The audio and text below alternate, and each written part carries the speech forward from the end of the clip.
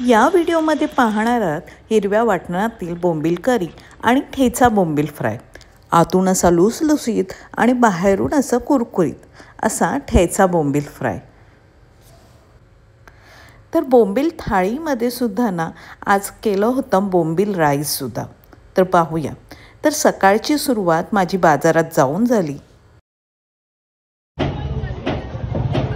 बोंबील fry तरी बोल काय बोलू आता काय बोलू सांगा।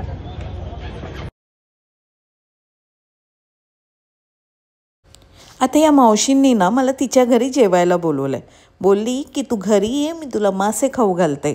आता मला असते संडेची सुट्टी आणि तिचा तर संडे फार महत्त्वाचा असतो।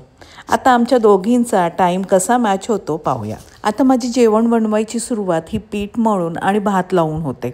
आता तुम्ही कशी सुरुवात करता ते मला नक्की सांगा। आता ह्याच्या मागे सुद्धा कारण आहे। ह्या दोन बेसिक गोष्टी रेडी असतील तर मुलांना भूक लागली की पटकन गरमागरम वाढता येतं। तर बाजारातून मी आणले बोंबील, शिंपल्या आणि स्क्विड म्हणजेच माकुलं। आता हे मस्तपैकी सगळं असं काढून घेतलं, स्वच्छ धुवून साफ करून घेतलं आणि मॅरिनेट करत ठेवलं। आता बोंबील मॅरिनेटसाठी ना कोकम आगळ टाकला। आता हा कोकम आगळ आहे ना हा थोडा जाड आहे, कारण हा प्युअर गावचा आहे। त्यामुळे ना थोडा टाकला ना तरी खूप आंबट होऊन जातो। मसाला, मीठ, हळद लावून मस्तपैकी हे असं चोळून ठेवलं बोंबलांना। मग वाटण्यासाठी ना ओलं खोबरं, कोथिंबीर, हिरवी मिरची आणि कांदा असं घेतलं आणि ते मस्तपैकी ग्राइंड केलं। आता ओलं खोबरं मी खिसत बसत नाही, मी पटकन शॉर्टकट मारते आणि कापून असं टाकते। आता ना मी हे वाटण घेतलं आणि मग लक्षात आलं लसूण टाकलीच नाही। मग त्या वाटणामध्ये मी लसूण टाकून मस्तपैकी बारीक करून घेतलं।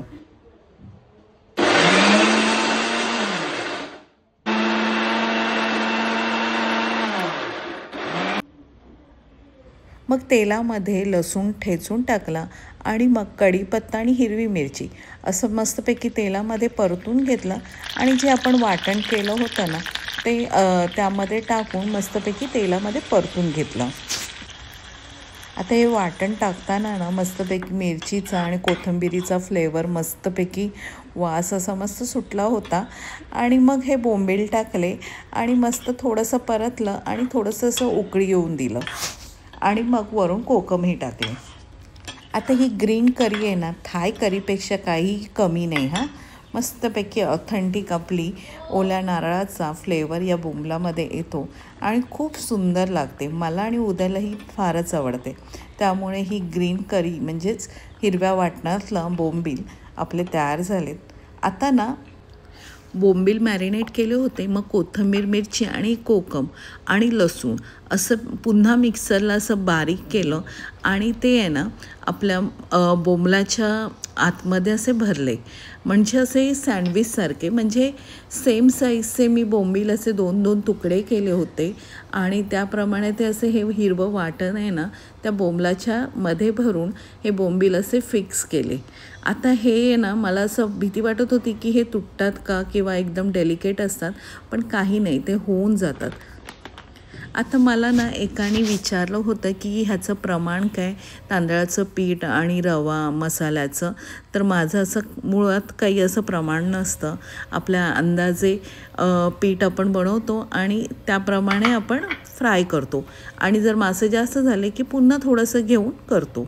ॲक्च्युली ना हा तवा असतो ना, मासे फ्राय करायला तवा महत्त्वाचा असतो। हा माझा जुना तवा आहे लोखंडाचा, ह्याच्यावरती दरवेळेला मी फ्राय करते, कारण मला ते मोठा तवा आहे त्यामुळे खूप सारे मासे एकाच वेळेला फ्राय होतात।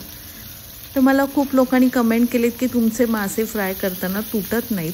तर आहे ना तव्यावरती तेल टाकलं ना की ते खूप गरम झालं की मासे असे सोडायचे त्यामध्ये शॅलो फ्रायसाठी आणि मग गॅस आहे ना थोडा कमी करून छोट्या गॅसवरती बाकीचे मासे म्हणजे ह्याला सगळं पेशन्स लागतात, कमी गॅसवरती हळूहळू फ्राय करून घ्यायचे, म्हणजे ते काही तुटत नाहीत। आता हे पलटताना मी पलटलं, त्यातले सगळे मासे झालेत। आता मी ना काय केलं, या तव्यावरती ना धुवून सुके बोंबील आहेत ना ते साईडला भाजत ठेवले होते, ठीक आहे। आणि हिरव्या मिरचीचं, कोथिंबीरचं आणि लसूण असं मिक्स करून ते बोंबील त्यात टाकले. आता मी हे सँडविचवाले म्हणजेच ठेचा बोंबील आहेत ना, असे छानपैकी काढलेत आणि मस्त असे कुरकुरीत झालेत ते. आता मुलांसाठी ना मी हे प्लेन बोंबील फ्राय करते.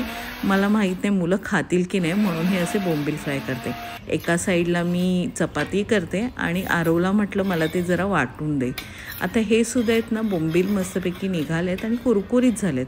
आता हे जे निघत नाहीत ना ते थोडा वेळ आपण पुन्हा तसंच ठेवून द्यायचं गॅसवरती, म्हणजे ते अजून तयार नाही.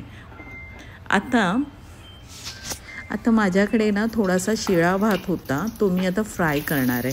तर थोडंसं त्यामध्ये ना कढीपत्ता टाकला, उभा कांदा टाकला आणि हे जे वाटण म्हणजे सुके बोंबील भाजलेले, मिरची, कोथिंबीर असं मस्तपैकी ह्या तेलामध्ये मस्त परतून घेतले. आता ह्यांना भूक लागायला लागली ना की ह्या मुलांच्या फेऱ्या वाढतात. तर मी हे आता मस्त परतल्यानंतर हा शिळा भात त्यामध्ये परतून घेतला. हा कसला भात टेस्टी लागतो. आता हे परतताना ना सुक्या बोंबलाचा फ्लेवर सगळा त्या व्हाईट राईसमध्ये आला आणि मस्त गरमागरम हा शिळा फोडणीचा भात म्हणजेच बोंबील राईस एकदम यमी लागतो.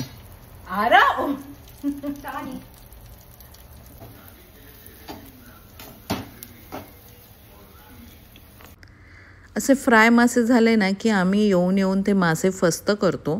आता आरवला पिवळा भात हवा होता म्हणून तोही फ्राय केला. आता हे मस्तपैकी बोंबील फ्राय तयार आहेत. आता हे ठेचावाले बोंबील आहेत ना मस्त यमी झाले होते आणि मला राहवलं नाही, तो पटकन माझ्या तोंडात गेला तुकडा.